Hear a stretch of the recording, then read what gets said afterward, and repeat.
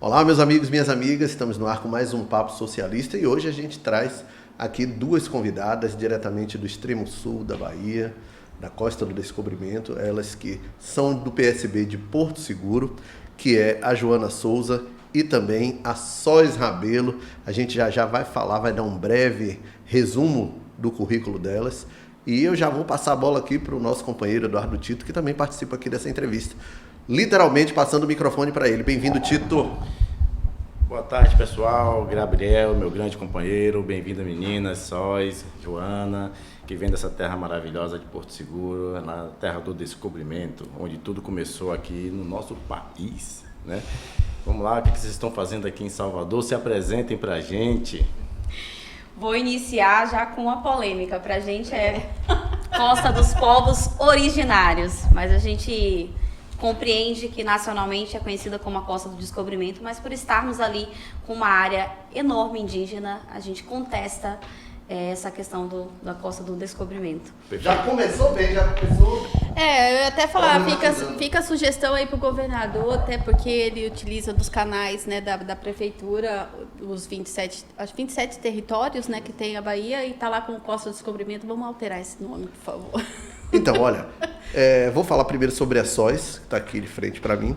Ela é diretora financeira do PSB de Porto Seguro, secretária da pasta de Movimentos Sociais, fundadora do Movimento de Educação Popular, o TEIA, ativista pelos direitos reprodutivos, enfrentamento à violência obstétrica e pelo direito de gestar, parir e nascer com dignidade. Atua como articuladora política em busca de políticas públicas para o território da Costa dos Povos Indígenas, que fique assim agora até o fim do Papo Socialista, que é vivendo e aprendendo. A gente às vezes não tem acesso às informações e a gente hoje está aqui nessa troca de experiências trazendo essa nova informação, já que Costa do Descobrimento soa meio complicado, então vamos chamar de Costa dos Povos Originários, que são os verdadeiros moradores e os verdadeiros precursores daquela região.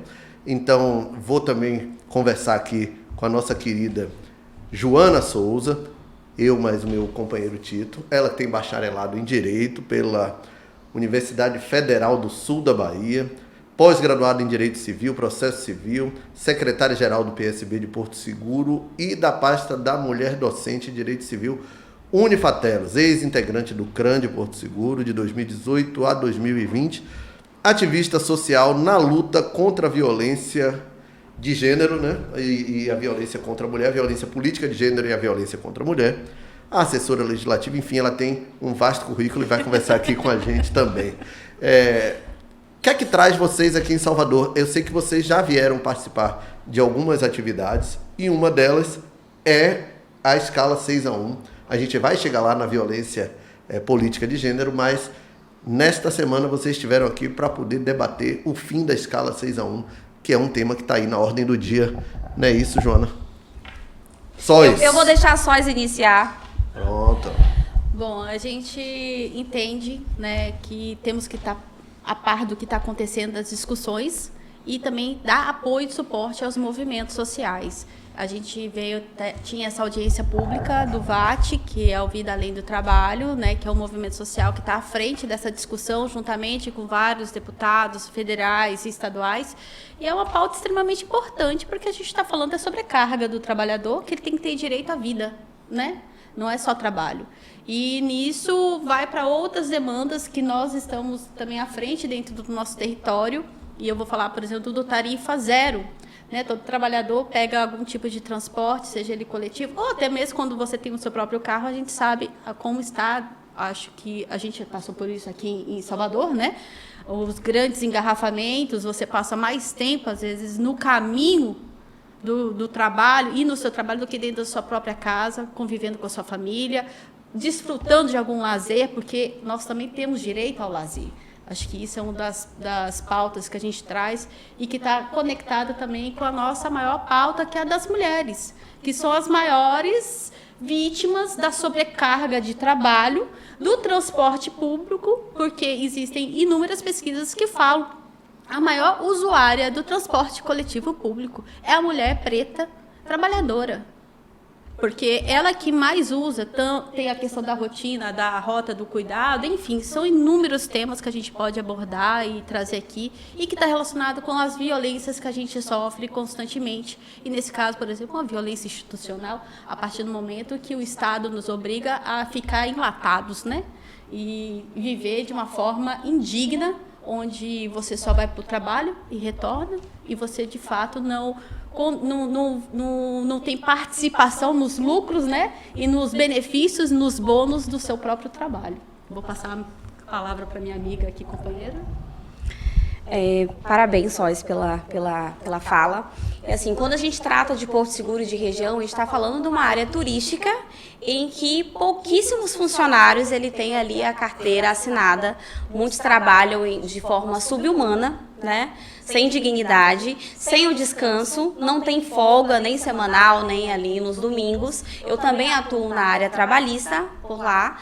E acho que tem que ter aí, não tenho certeza que tem que ter um equilíbrio entre empregador e empregado e qualidade de vida.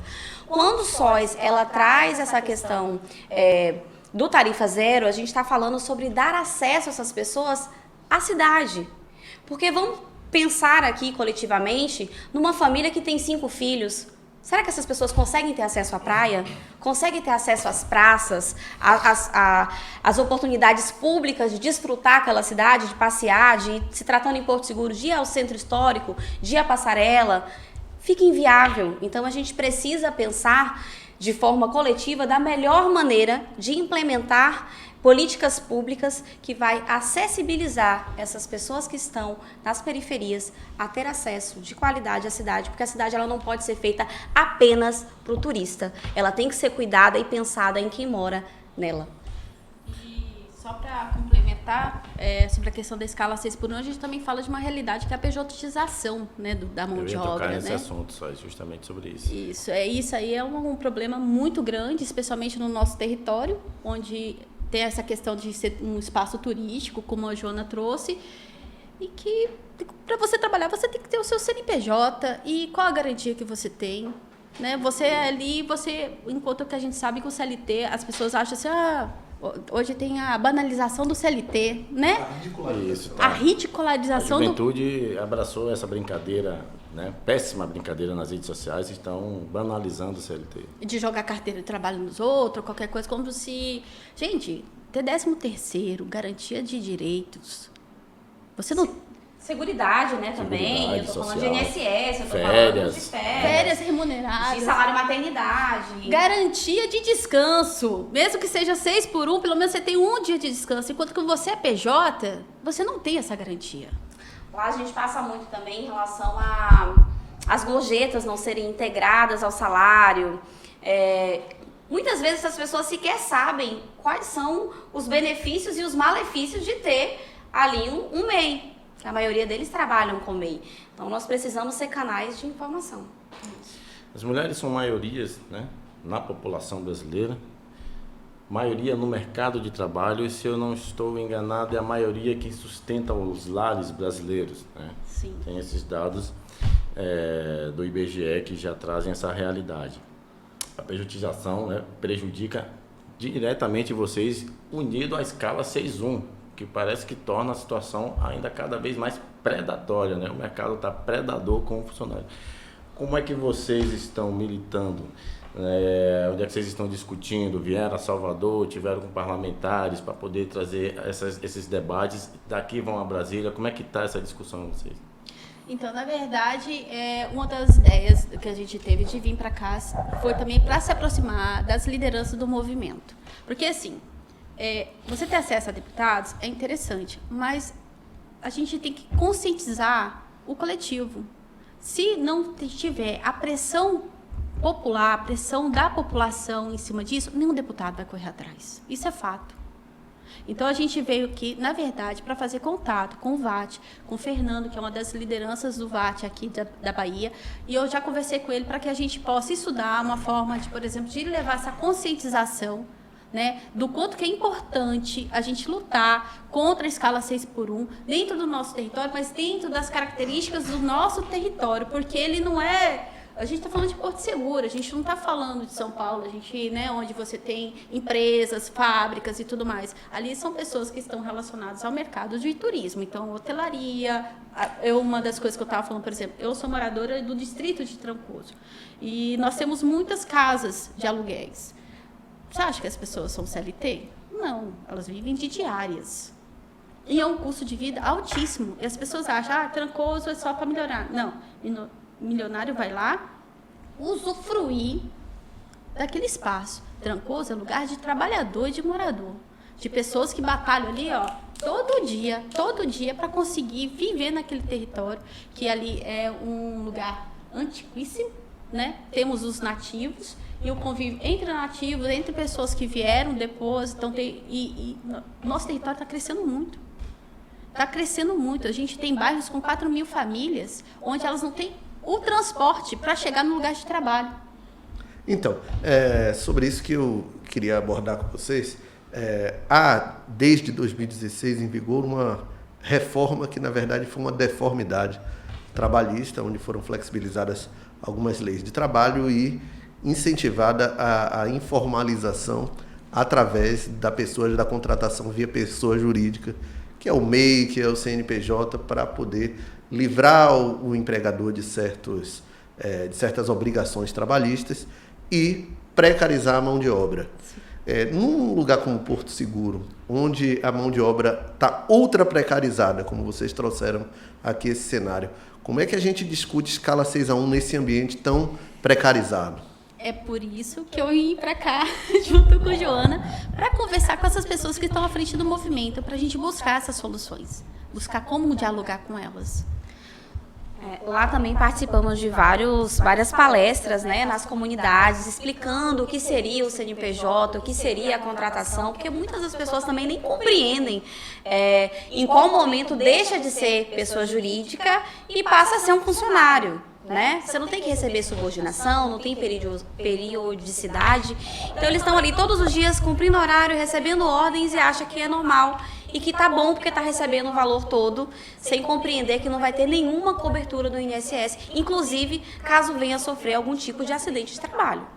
Em 2016, nesse período em que aconteceu essa catástrofe trabalhista, a gente vivia uma taxa de desemprego de 14%.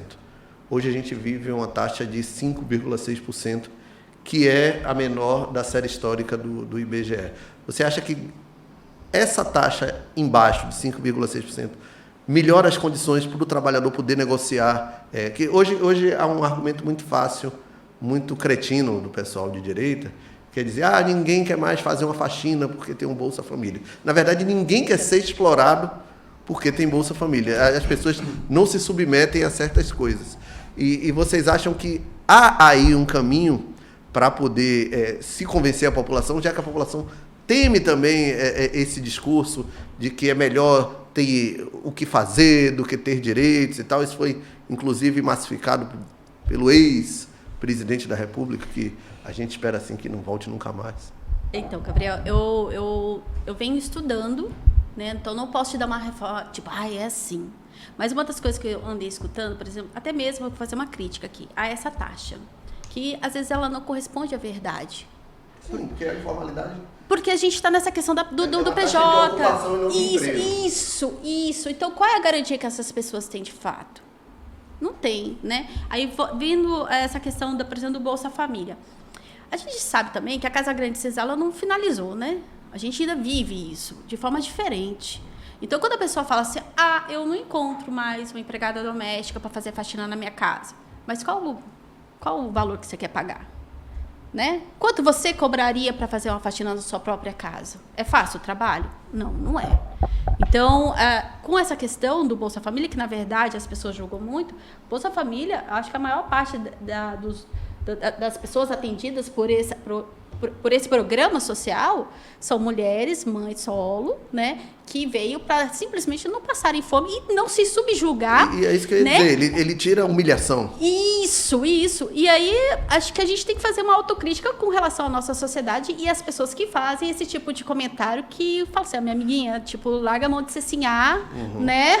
Mas é aí que vem a pergunta, vocês acham que, por conta desse cenário hoje mais favorável, embora não há esse número seja um número não tão real por conta de muita gente dentro da informalidade, mas ocupada dentro de uma certa informalidade, como PJ, como MEI e tal. Mas você acha que há aí uma brecha para que o trabalhador passe a negociar melhor diante de um cenário melhor? Essa é a pergunta. Sim, mas é aí que tá. Ele precisa de mais conhecimentos. E uma coisa que a gente sabe que aconteceu é a questão dos coletivos e dos sindicatos. As pessoas não querem se sindicalizar. Elas não querem trabalhar em coletivos. Que não adianta você pegar... Eu entendi a sua pergunta, só que, na prática, elas não se unem para lutar pelos próprios direitos dentro da sua própria categoria. E existe uma individualidade. Porque está sendo pregada essa individualidade, culturalmente falando. Né? Cada vez mais é cada um por si, né? E assim vai.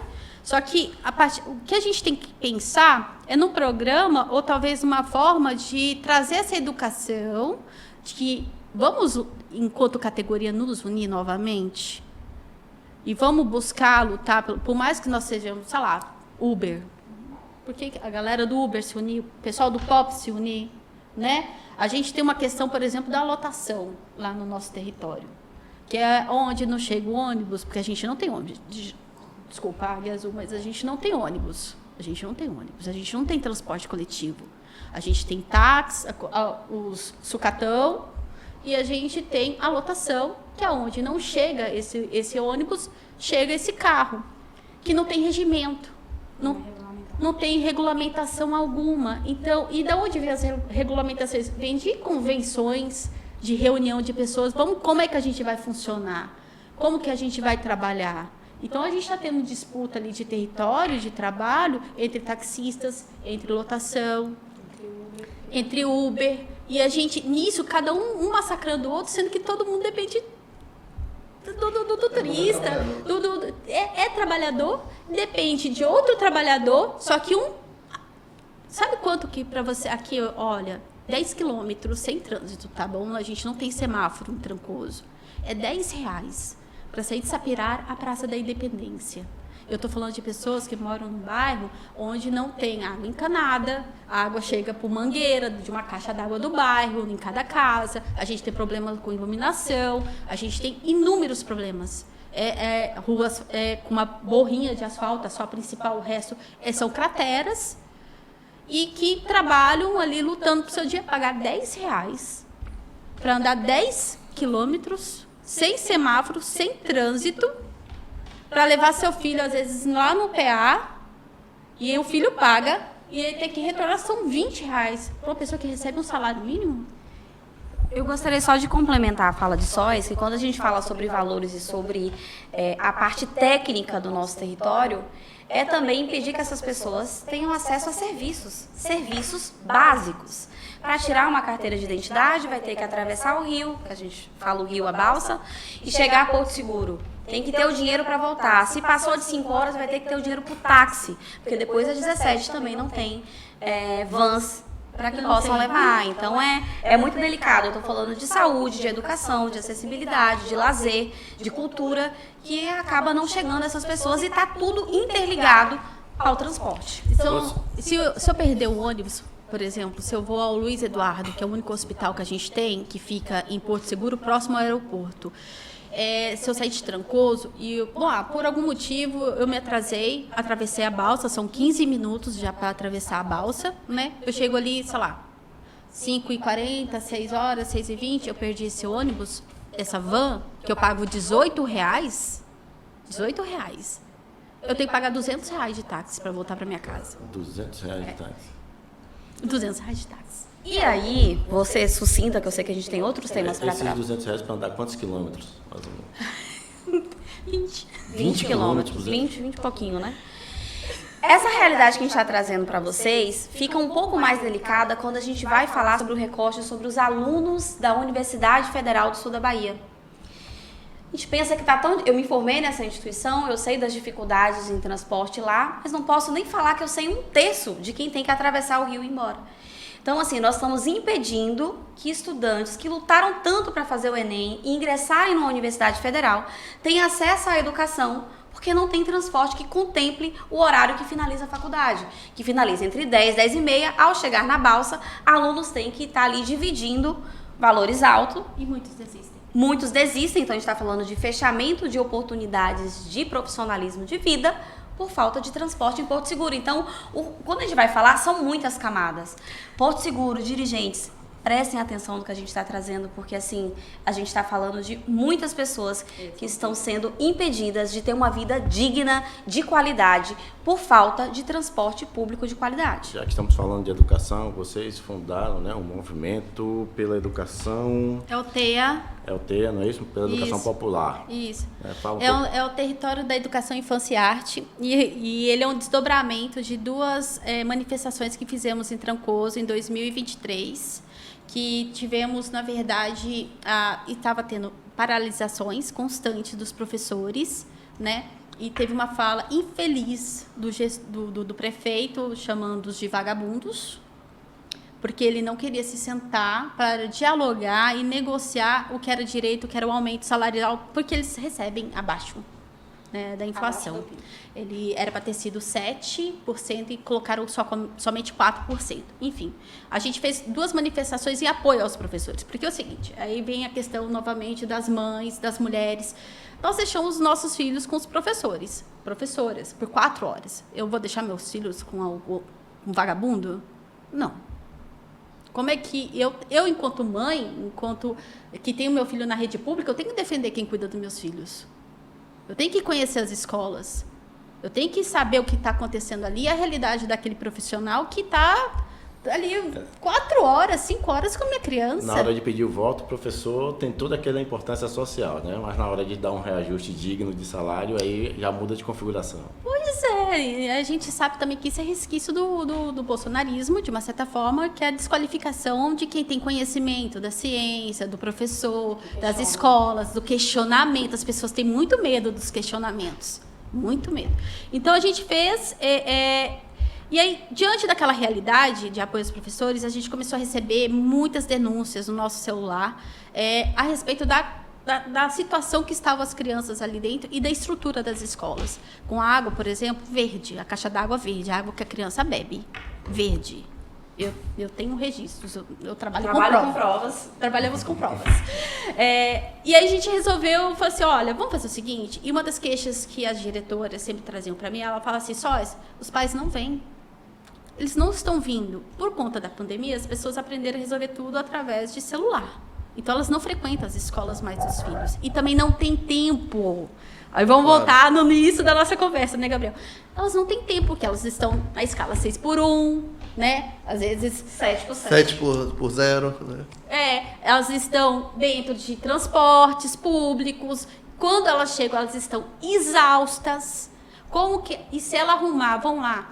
Foi uma discussão que eu tive com algumas pessoas e foi muito interessante, porque a gente colocou o seguinte... Se para ir votar, quando você está como mesário, você tem garantia de abono, né, no seu trabalho, né? Você, quando vai doar sangue, você também tem garantia do abono, não é isso? Ou de folga, né? De folga, então você não perde aquele dia de trabalho.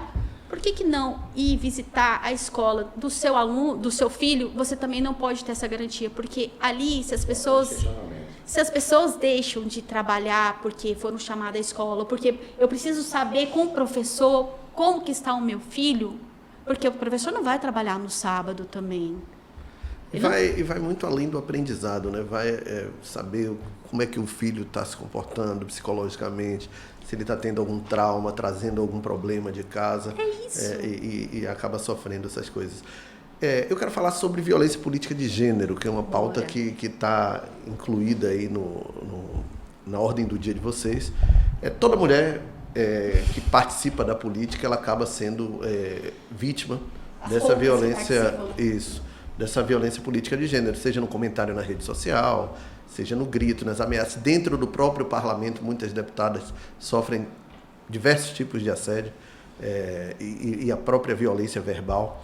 E eu queria saber de vocês como é que está a luta de vocês nesse sentido de combate e de formação de pessoas, já que vocês estão afastadas, muito afastadas da capital aqui, onde tudo se vê. Vocês acabaram de dar um relato sobre transporte público que é assim algo inimaginável. A gente vê Porto Seguro nos cartões postais, nas propagandas de viagem, e não imagina o perrengue que vocês passam lá, sobretudo com o transporte público. A gente ia falar aqui sobre tarifa zero, mas é transporte zero, não tem transporte.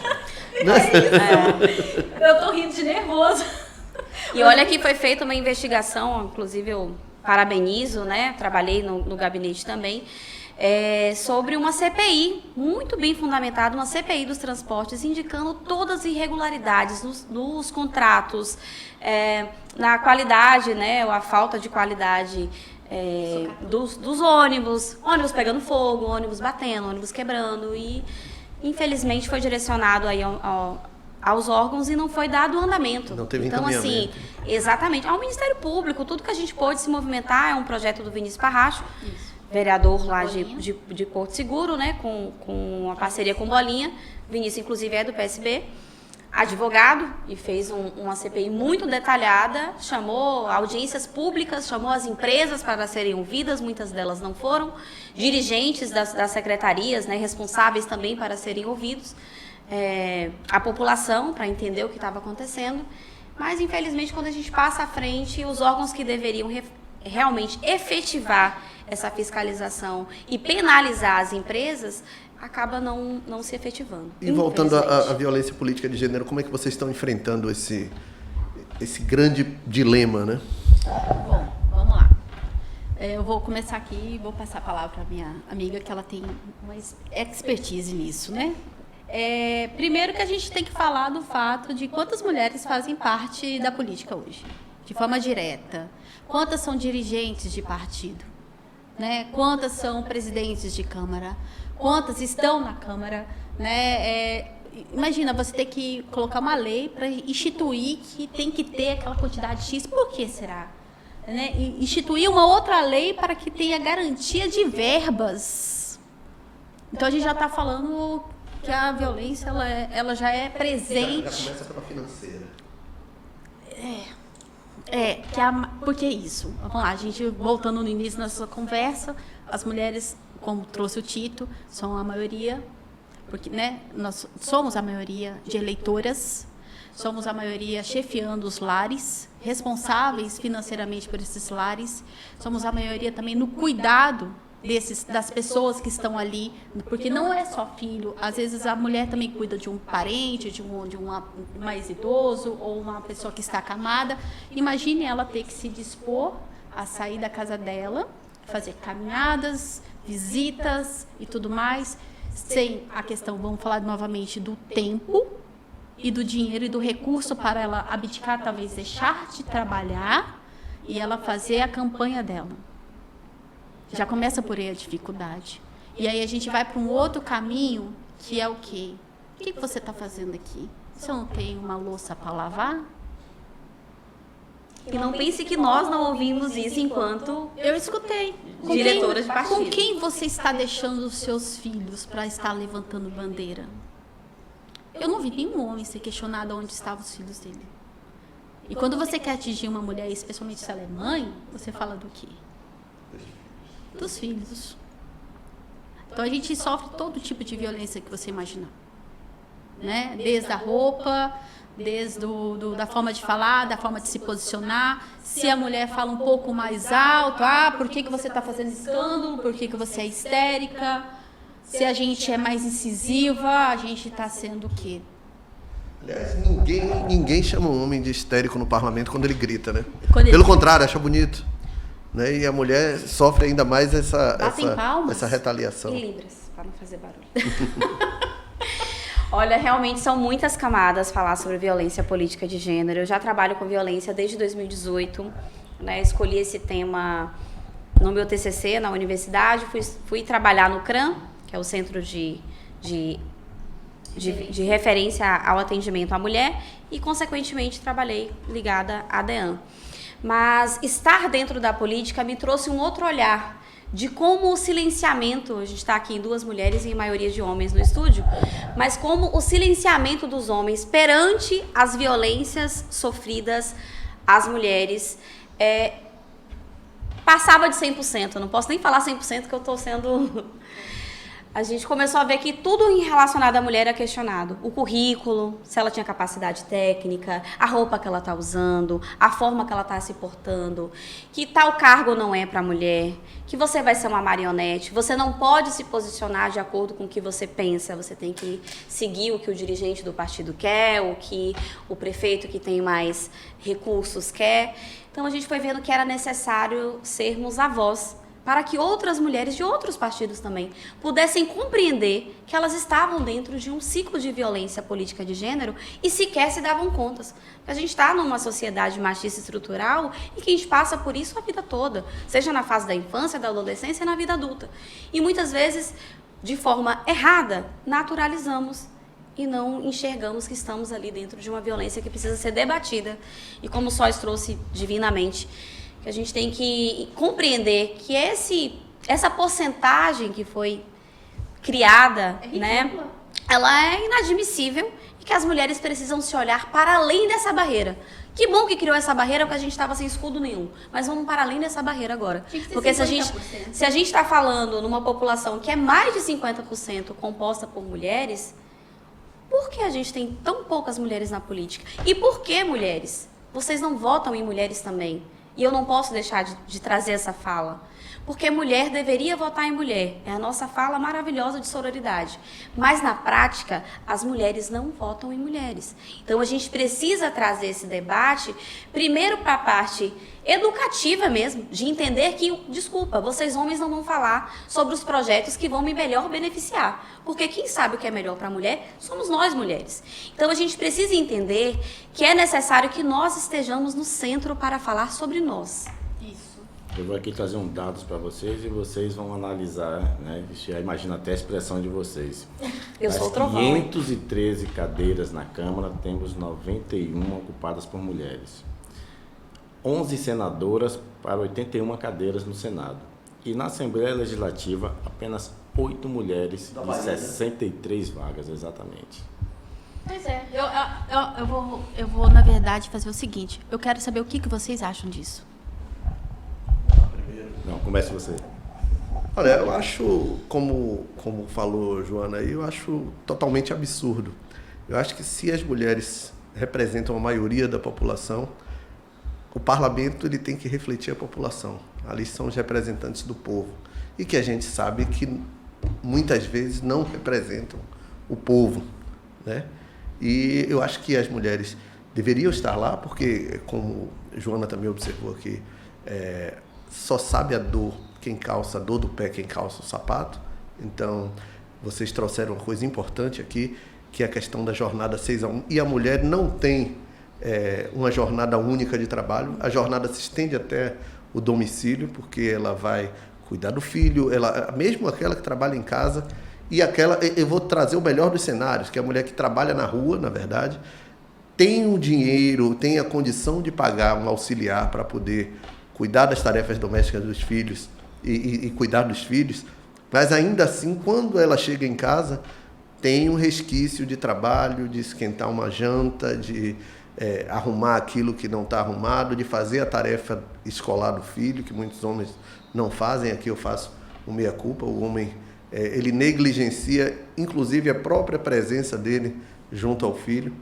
Então, nada mais justo do que seria, nas casas legislativas, já que a gente tem uma maioria de mulheres representando a população, dentro da população, a gente teria que ter uma maioria de mulheres representando a população dentro do parlamento, porque assim seriam feitas leis. A gente está vendo aí agora isso com a PDL do estupro, né? Quando a criança, que já não pode ser mãe, ela tem lá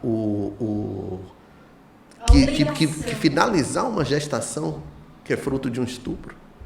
Por conta de quê? Por conta de uma maioria de deputados que não admitiriam, maioria homens, que não admitiria que sua filha gestasse o filho de um estuprador.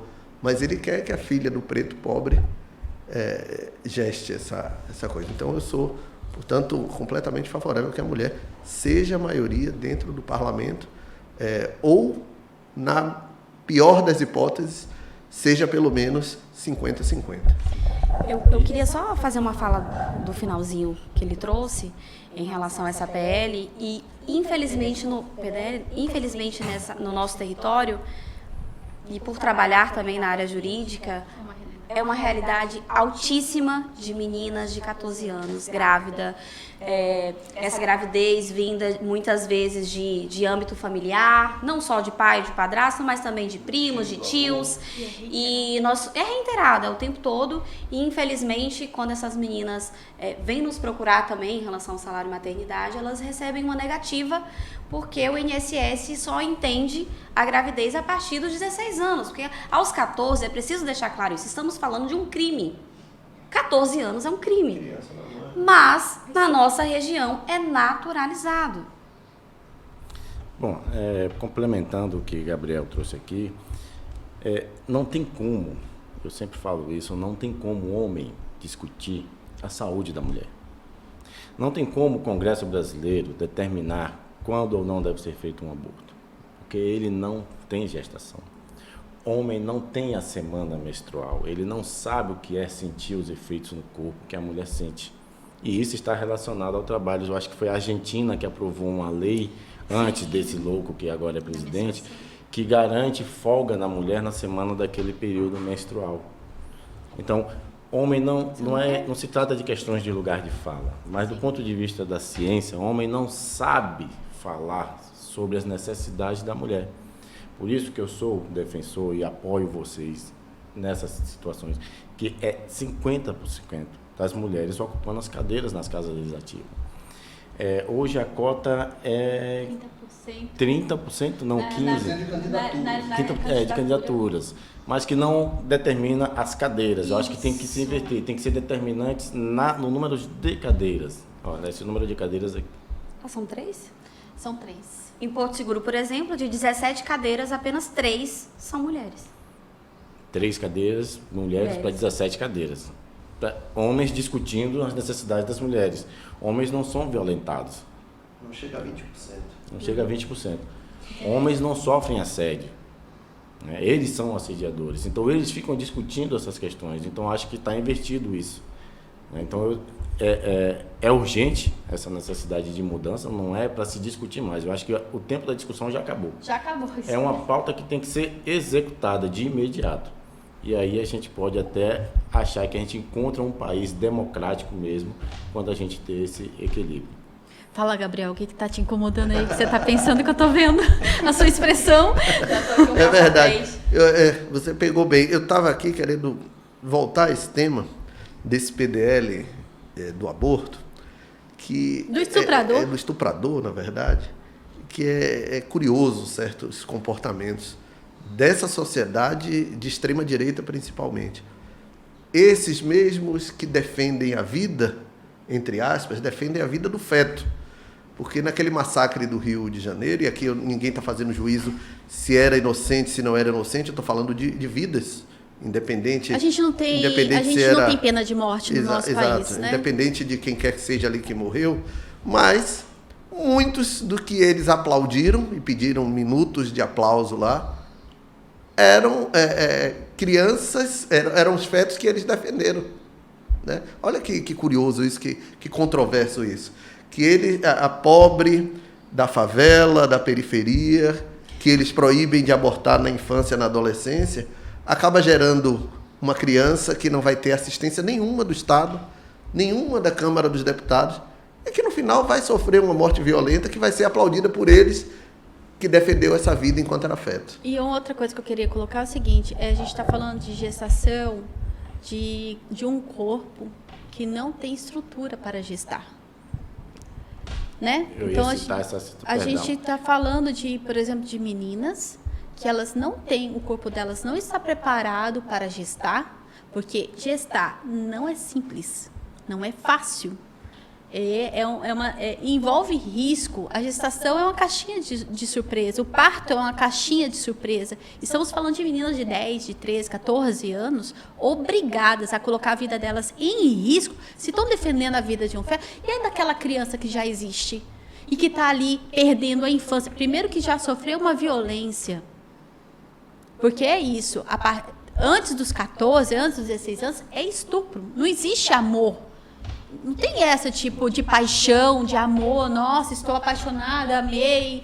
Não existe. Estamos falando de criança. A gente tem que proteger as nossas crianças. Falam tanto, tipo, essa galera conservadora, de pátria, família, escambau 4, mas não estão protegendo as crianças. E uma coisa que você trouxe, por exemplo, e quantas crianças que estão em situação de vulnerabilidade, seja alimentar, seja de abrigo, seja de tudo, e que ninguém dá assistência a elas ou aquela família que está pedindo, e vem criticar o quê? O Bolsa Família? Vem criticar o aluguel social? É um duplo assassinato, né? Porque assassina psicologicamente essa criança, essa mãe, né? Essa criança que eles forçaram a virar mãe, então psicologicamente ela está destruída, não tem condições nenhuma e nem estrutura de maturidade de cuidar daquela criança que fica sem toda essa assistência, inclusive do Estado. As duas crianças é abraçada por esse braço da criminalidade e que depois vira alvo dessa situação. Vocês lembram do caso daquela menina de 10 anos que fizeram uma manifestação na porta do hospital? Isso, e que prometeram da assistência? Pelo que eu fiquei sabendo nas últimas notícias, ela não teve assistência alguma daquelas pessoas que foram lá exigir que ela continuasse com aquela gestação. Ela foi abandonada, são duas crianças abandonadas. Primeiro, uma com a infância destruída, e a outra que vai ser criada por outra criança, ou que vai ficar novamente a cargo de outra mulher, e vai ficar, porque aquela outra criança vai ficar, né, sob os cuidados dessa outra mulher, que é a avó, que vai ter que trabalhar mais, vai ter que... Imagina o psicológico dessa família, porque a gente não tem assistência nenhuma de psicológico, de assistência social, de dar uma estrutura, de um amparo. Não temos. Então, não é justo. O parlamentar que defende o feto é o mesmo que defende cortes de investimentos do governo na criança, na infância e juventude, é o mesmo que negligencia recursos para merenda escolar, para o pé de meia, enfim, para outras... Gabriel, que precariza o mercado de trabalho. Mas esse é o projeto. Isso é um projeto, tá? Isso é um projeto de governo, isso é um projeto de futuro que eles querem, porque a gente sabe que a maior parte dessas pessoas que estão nesses lugares de poder, eles querem se manter no poder. E eles se mantêm no poder através daquilo que eles mais criticam, que é o assistencialismo barato. Porque eles, enquanto que políticas sérias, públicas, dão assistência contínua às famílias até que elas saiam daquela situação de vulnerabilidade, porque essa é a intenção das políticas públicas de garantia de direito, de subsistência, de sobrevivência, eles vão só em períodos eleitorais. Oferecer o quê? Cesta básica, né? Oferecer telha, oferecer tijolo, oferecer aquilo, e mantém os currais eleitorais deles ali, ó, geração por geração. Sabe por quê? Porque eu vou lá na tua casa, eu te ofereço aquilo que você necessita naquele exato momento. Você, enquanto pai daquela família, mantenedor ali, você vai falar, depois que o seu filho chegar aos 16 anos, vota em fulano, porque você lembra como ele nos ajudou? E aí ele vai passando de herança de favor. Nosso território é cheio disso. Que são heranças. As pessoas herdam favores antiquíssimos. Sóis deu uma aula aqui, antropológica, de por que os ciclos se repetem, tanto na questão familiar quanto na questão política. E gostaria de destacar que a minha parceira, ela é doula. Então, quando ela fala sobre a estrutura do corpo dessa criança para gestar ou não, ela está falando tecnicamente. Sim, claro, propriedade de causa. Olha, gente, o papo tá bom, mas o nosso tempo encerrou. Queria agradecer. Ela fez aquela cara. Ela fez aquela cara. A gente nem falou sobre o caso prático, sobre violência política de gênero. Eu gostaria. Pronto, então vamos estender. Vamos estender aí para as considerações finais. Não vai ser, não sei se pode falar do, tipo assim, aqueles podcasts de 3 horas que eu pirula, que era um cientista, né? Nós fazemos lives de 3 horas. Gente, é só para trazer um caso prático, porque às vezes as pessoas que vão assistir esses vídeos também se perguntam, mas como que essa violência política de gênero realmente acontece na prática? E aí, a nível nacional, nós temos aí o caso da prefeita de Marituba, Patrícia Alencar. Bem lembrado. Que ela postou um vídeo, segundo o relato dela, privado, em que ela está no momento de lazer dela. Ela é uma funcionária pública, está ali como prefeita, fora daquele horário. Ela tem a sua vida privada, particular, de mãe, de mulher, de pessoa, dignidade dela. E ela postou esse vídeo e esse vídeo viralizou, né? Julgando que aquilo não era uma postura de prefeita, que ela não estava apta ao cargo, não era uma postura de mãe. E eu pergunto se com homens que estão na praia de sunga, vou ser um pouco mais... Beijo em eleitoras. Vou ser um pouco mais subterrânea, com casos extras conjugais, com filhos fora do casamento, metido em corrupção, tantos casos absurdos nós temos na Bahia e no Brasil, utilizando de veículos da prefeitura para viajar, para beber, ninguém questiona. Mas aí quando a gente fala de uma mulher no momento privado, levou uma proporção enorme no Brasil, nacional, e aí a gente até conversou um pouco, que você vai falar sobre como ela deu a volta por cima disso, mas nós fizemos no Agosto Lilás um evento sobre violência política de gênero e convidamos a advogada do caso, que é a doutora Isabelle Fernandes. Ela fez uma explanação de como aquilo ali é só 1/3 de tudo que acontece, mas que só é visibilizado quando viraliza na internet, mas que a gente precisa de passo a passo e explicando para as mulheres que um grito é uma violência política de gênero. Não reconhecer nossas lutas dentro do nosso partido, dentro do nosso território, é violência política de gênero. Nos calar, não falo só na hora de gritar, mas nos calar, impedir que a gente tenha acesso, por exemplo, a estar aqui na estadual. Quantos partidos no Brasil não devem passar por isso? De que mulheres não devem ter acesso aos diretórios, né, territoriais, estaduais e nacionais. Então, que a gente possa compreender que a luta ela é diária. E é bom ilustrar, né, já que você trouxe esse exemplo, o ex-presidente, né, aquele que a gente espera que não volte, aí eu volto com o meu relator. Tem esse caso horrendo das meninas, mas ele vivia de jet ski para cima e para baixo, de sunga, só com colete, e não era alvo desses caras, não era alvo dessa crítica. Né? Então, porque agora a prefeita, no momento de lazer dela, ela não tem esse direito. Esse caso das meninas, onde ele disse que se encantou, de 14 anos, menino, 13, 14 anos, pintou um clima, foi uma coisa absurda. Esses mesmos conservadores, esses defensores de família, né, que se escondem atrás de conceitos religiosos, onde estavam na hora de fazer alguma crítica em relação a isso? E vamos colocar aqui também que hoje a gente vê inúmeras deputadas que sofrem todo tipo de agressão verbal, né, dentro da própria plenária. Né, Érica Hilton é uma das que mais sofre isso, Sâmia Bonfim também, quando o Glauber Rocha fez... Glauber Braga. Glauber Rocha é um cineasta. Glauber Braga fez aquela manifestação dele, a greve de fome, falaram, talvez Sâmia agora vai emagrecer também se ela fizer junto com ele. Então, e parece coisa pequena. A Sâmia é bastante violentada politicamente. Super. É uma das principais parlamentares atacadas aí por essa turma pseudo-conservadora, né? Sim. Na minha vida particular, quando eu posto um momento que eu estou tomando uma cerveja ou que eu estou numa praia, a chuva de críticas que eu recebo no meu privado é desproporcional. E aí todas as vezes eu tenho que postar depois, olha, o meu momento de lazer não anula o meu profissionalismo. Eu tenho o meu momento de lazer e tenho o meu momento profissional. Então, ligado a isso, nós montamos o coletivo Rede Coragem, lá, que é um coletivo intermunicipal. Nós temos representante em Eunápolis, em Porto Seguro, em Cabralha e em Belmonte, para combater não só a violência doméstica, mas também trazer informação e encorajamento para as mulheres de todos os partidos que estejam sofrendo violência política de gênero. Nós queremos mais mulheres na política, queremos mais mulheres como dirigentes de partido político. Né? E para isso a gente tem que expor, nós vamos começar a expor aqueles que praticam violências, especialmente agora que a gente teve junto com a nossa deputada, a Fabíola Mansur, juntamente com Daiane, que é a coordenadora da Procuradoria Especial da Mulher. Sim, incrível, maravilhosa. Mulher incrível.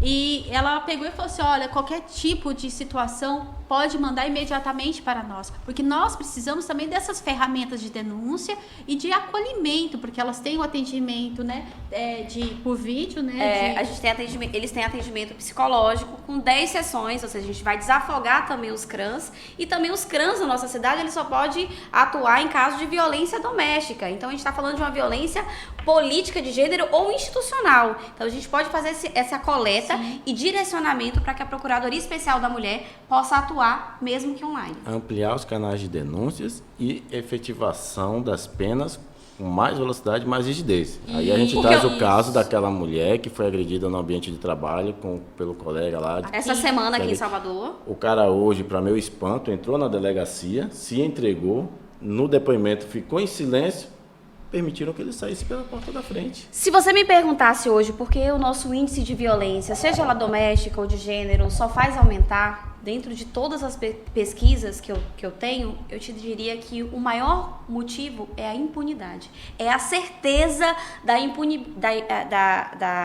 Fala isso, da impunidade no Brasil, porque nossas leis, elas são maravilhosas no papel, gente. A Lei Maria da Penha, ela é perfeita. Na prática, ela não funciona. Então, hoje, seria impunidade, com certeza. E outra coisa, assim, aproveitando o gancho, eu gostaria de solicitar, né, ao governo federal, ao governo estadual, a ampliação de uma coisa chamada Casa da Mulher Brasileira, que ela se espalhe por todo o território brasileiro, porque é um lugar de segurança, porque ali você resolve tudo. A mulher entra, ela tem todas as ferramentas, todos os mecanismos para poder se sentir segura. Porque outra coisa que eu queria colocar, eu acho que uma das questões de ter aumentado também o número de denúncias é por conta da informação, porque nós estamos falando mais sobre isso. Eu sou da década de 80, nasci na década de 80, fui criada na década de 90. E qual que era o normal? Em briga de marido e mulher, ninguém mete a colher. Agora tem que meter tudo, garfo, a colher, a faca. Ligar, a faca. Aí é Elza, não, meu amigo, aí a gente é Elza Soares, eu vou ligar para 180, você entendeu? E vou soltar meu cachorro para cima de você e quero ver. Mas aí é a capacitação também desse profissional que vai fazer esse atendimento. Porque assim, até me dói falar que é só pegar o telefone e ligar 180, quando nós mesmos, que somos conhecedoras, tanto da lei quanto da vida prática, ligamos e eles se negam a se deslocar e fazer o atendimento. E aí, trazendo um pouquinho da nossa realidade também, a gente tem, por exemplo, um município vizinho, Cabralha, onde a Delegacia Civil faz o atendimento à violência somente no horário comercial. Vamos lá. A gente está falando de violência doméstica. E a violência ocorre fora do horário comercial, principalmente à noite. E também nos finais de semana. As pesquisas apontam que é entre meia-noite e 2 horas da manhã. E é quando entra o álcool também. Exatamente. Né, a gente está falando de final de semana, de festividade. A final de semana não. E estamos falando do momento que o casal se encontra, porque voltando na nossa escala 6x1, porque cada um está no seu trabalho no horário comercial. E ao retornar para casa, eles se encontram e ali você tem aquele diálogo que não dá muito certo e acaba tendo a violência. E aí a mulher vai para onde? Ela vai para onde? Se a delegacia está fechada? Olha... Vamos ter que voltar aqui para falar Vocês mais. vão ter que voltar aqui, mas eu quero aproveitar também para fazer um convite que vocês participem das eleições do ano que vem, viu? Vocês são grandes potenciais candidatos a algum cargo eletivo. Aí eu vou te dizer o seguinte, que o PSB da Bahia nos apoia financeiramente para isso. Porque nós, enquanto mulheres, nós necessitamos. É aquilo, de novo, né? No início da nossa conversa, a gente estava falando, por que as mulheres normalmente não participam? E a gente tem, falando no PSB da Bahia, a gente tem uma presidente mulher. Sim, que a grande Lídice. já ocupou os principais cargos públicos, todos pelo voto, né? Desde presidente do Diretório Central dos Estudantes da Universidade Federal da Bahia, a prefeita de Salvador, senadora, deputada estadual, deputada federal por 4 mandatos, inclusive constituinte. Ela foi eleita para todos esses... Prefeita sofreu política. Sofreu violência política de gênero e que tem uma sensibilidade muito grande e faz com que nós, homens, que trabalhamos com ela, aprendamos cada vez mais sobre a importância de homens e mulheres caminharem juntos para que a gente tenha uma sociedade cada vez melhor. Obrigado pela participação de vocês. Rapidinho, Gabriel, uma última palavra. E eu gostaria de falar que a Lídice, do PSB, na Câmara Federal, é uma das que não deixa a desejar na votação dela. A gente tem que fazer essa autocrítica. Ela é coerente. Ela é coerente, ela votou contra a PEC da blindagem, da bandidagem, ela está se posicionando sempre de forma que realmente nos defenda a população e defenda as mulheres. Ela está de parabéns, é importante dizer isso, a gente... Nós estamos representados, Temos que votar em mulheres, mas em mulheres que realmente defendem mulheres, porque a gente sabe também o que acontece. Obrigado e até a próxima. Espero vocês aqui no próximo Papo Socialista. Obrigado, Tito, por estar aqui com a gente. Marca aí um joinha se você gostou, encaminha esse link para os amigos, para as amigas e acompanhe aí os nossos cortes, porque nosso querido Emerson vai preparar cortes maravilhosos aí desse podcast aqui. Um grande abraço e até a próxima.